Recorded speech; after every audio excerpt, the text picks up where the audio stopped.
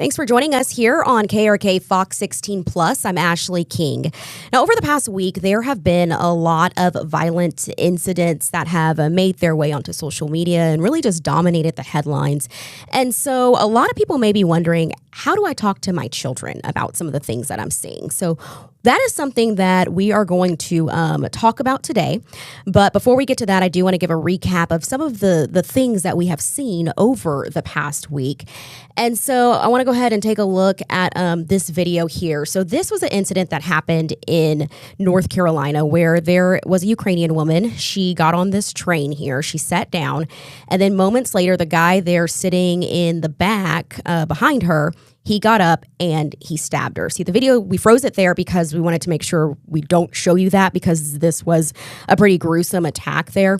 But it's something that quickly spread on social media that, you know, kids were able to see very easily. And then right after this, a few days later, we heard about Charlie Kirk and the shooting that happened with him. He is a right-wing influencer. And these are pictures here from that event that happened in Utah where he was shot. This is, moments before he was shot. There's actually a video that surfaced in that case as well. And within minutes, that video was online and people were sharing that as well.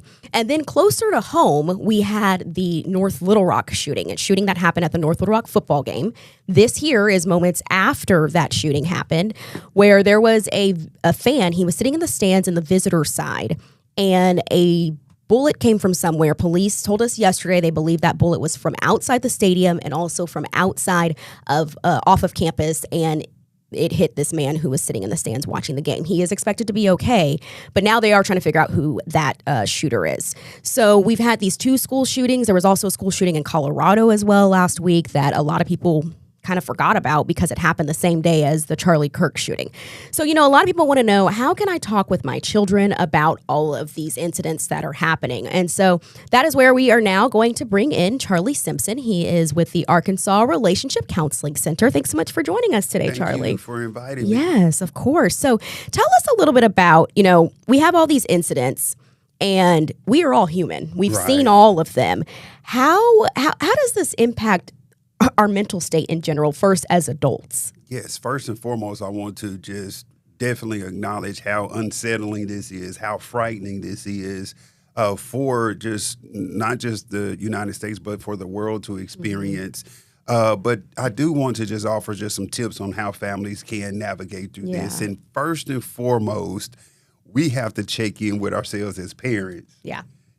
How are we feeling about these incidents that are occurring? Are we feeling anxious about it? Are we feeling frightened? Or if there's some anger or some fear behind how we're feeling as parents, because how we are feeling is going to greatly impact the conversation we have with our kids. Mm-hmm. So I definitely would recommend for just the first part of handling this with children is making sure you're checking your own weather and determining where am I with all of these events that's occurring. Yeah, that's definitely important. And then if we were showing you those videos, and these videos were graphic, very graphic, and they were online within minutes. So if you have a child who has seen one of these videos, how do you talk to them about that?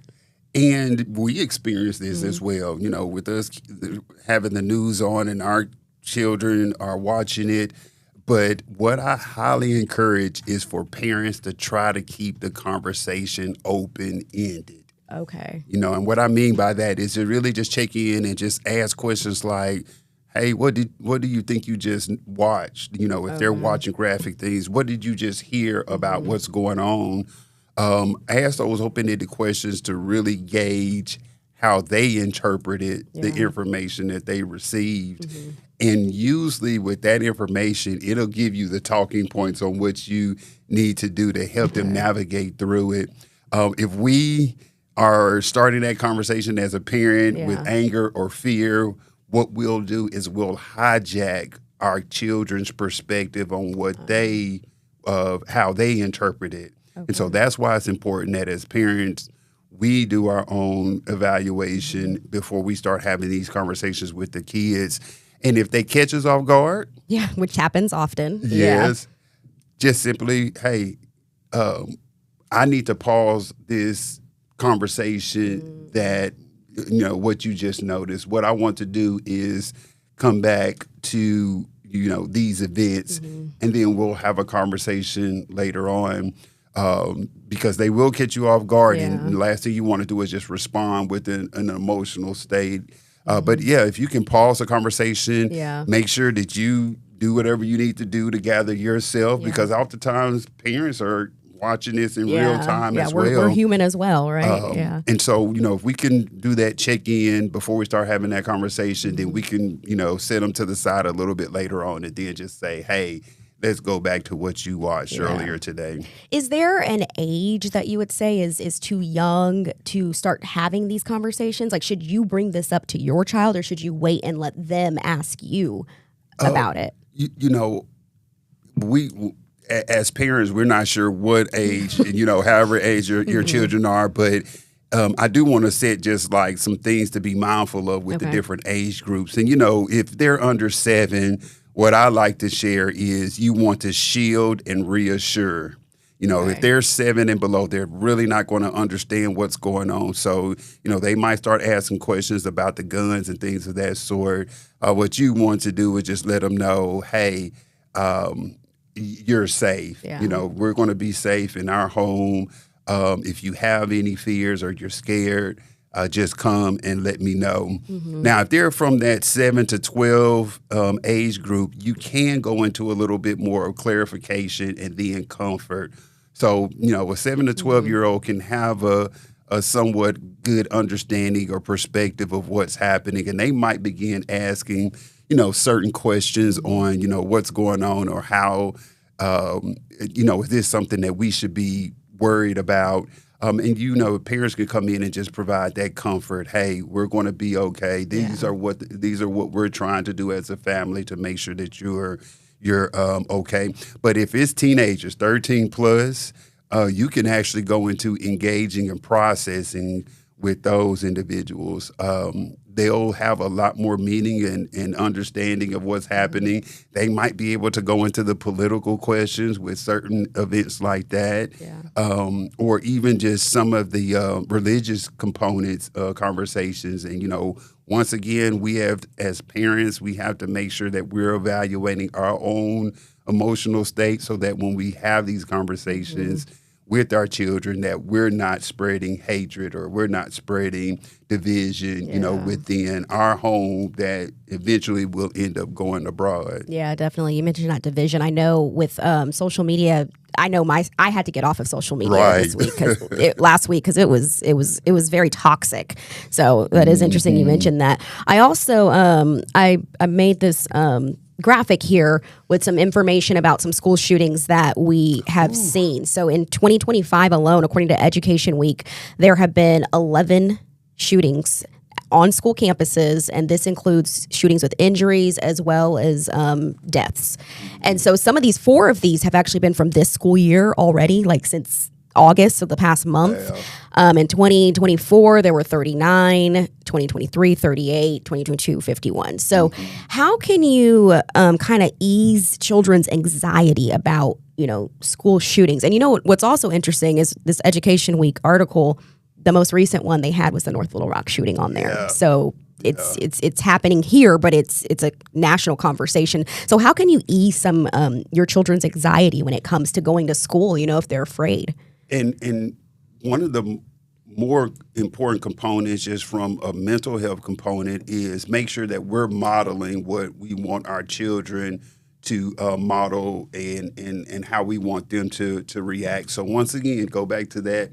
Check your own self-evaluation as a parent. But more importantly, be able to take them, have the conversations to let them know, hey, these are the steps that we think that are safe, that will protect you.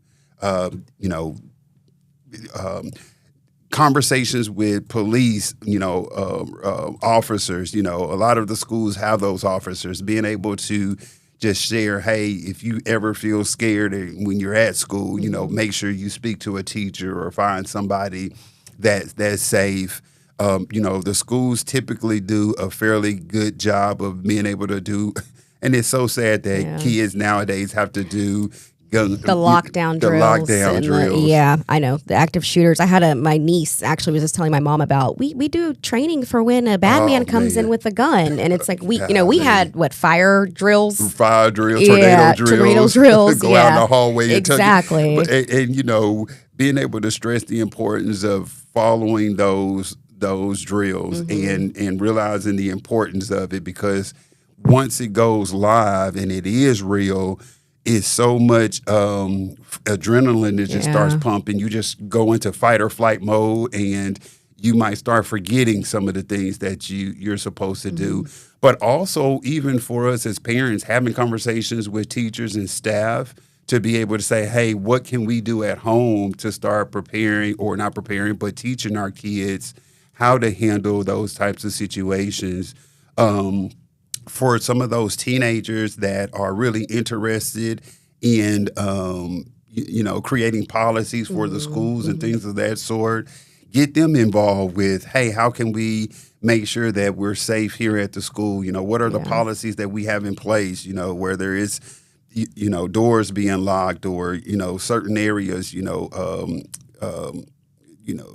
making sure that we're scanning kids, before they come in. But, how can kids, or how can we as parents get our kids involved with making sure that they're being active in those areas? Yeah, that makes sense too. And I guess the last thing I really want to ask you about is, because we talked about how social media was so toxic last week. Yeah. As far as just maintaining relationships, and you might not have prepared for this, so I might have caught you off guard with this, but what advice do you have for just us in general maintaining relationships with people who we don't necessarily agree with? Right. And I use this PAUSE acronym, this PAUSE model that's really important. And the first one is we have to pause before posting, pause before giving information, pause before we start saying something that could be divisive. And really, once again, doing that self-evaluation and check-in. And then we have to do the A, assess the source and your emotional state. I've been stressing that and the importance of that, and making sure that, are we angry or are we fearful? And when we get ready to start having conversations or posting, that, we're assessing that. Then the you unfollow and curate your space. Yes. So just like you said, I got to protect my space. And we have to understand that social media, algorithms, internet does a really great job of sending information to our posts that is going to keep us engaged. And, it's important for us to make sure that if there's information that's hitting your timeline, that you're deleting, or you're sending messages like, I don't want this type of information. So we might have to, protect our own space. But then the S, seek connection and not division. How can I reach out to people that are in the space of connecting and unifying, others, and even sharing that information with your children as well, to make sure that that's what they're modeling, at school. And then the E, engage in real world action. What can I do to just go out there and extend grace or bring unity versus division? Okay, so pause, assess, unfollow. The S. Seek connection. Okay. And then engage. Okay. I like that. All right. Well, there any other advice you have out there for parents, just overall in general, when it comes to this? It goes to extending grace. There's a lot of families that are impacted. There's a lot of different perspectives that are being impacted. And really what it boils down to is that we're just all doing life. Yeah. We're doing life the way that we know how, and there's differences everywhere. And we just have to be able to extend grace with those differences. And more importantly, just making sure that our kids are safe moving forward. Definitely. All right. Well, Charlie Simpson, thank you so much for joining us today and giving us some advice, helping us kind of navigate this wild world we're living in right now, because I'm sure, unfortunately, this will not be the last time that we will probably have this conversation. But thanks so much for joining us. Thank you for inviting me. All right.